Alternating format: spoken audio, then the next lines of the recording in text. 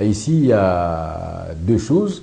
La première, c'est que c'est sur le plan du droit national, je voulais dire congolais, la loi prévoit deux différents modes. Il y a l'assignation et la requête. Mais en ce qui concerne les droits WADA, et ici, c'est rapportant au recouvrement d'une créance donnée. Ensuite, nous allons aussi parler des procédures au fait collectives.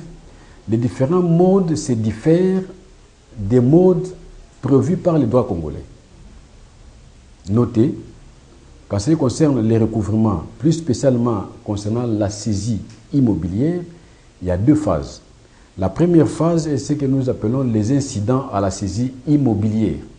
Et ici, il y a deux différents modes que nous allons voir tout à l'heure.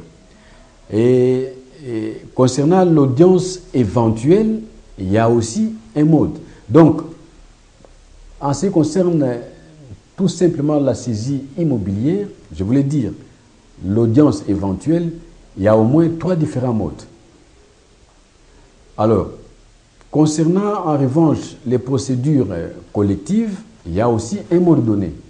Revenons-en en ce qui concerne la saisie immobilière.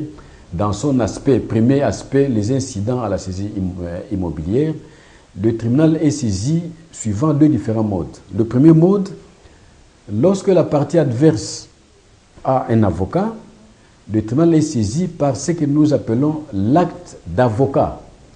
Cet acte contenant les conclusions de cet avocat. Dans les cas contraires, c'est-à-dire lorsque la partie adverse n'a pas d'avocat, le tribunal est saisi, c'est prévu par la loi, par ce que nous appelons la requête et assignation, contrairement à ce que le droit congolais prévoit, qui permettent au tribunal de commerce de se déclarer saisi à l'égard des parties.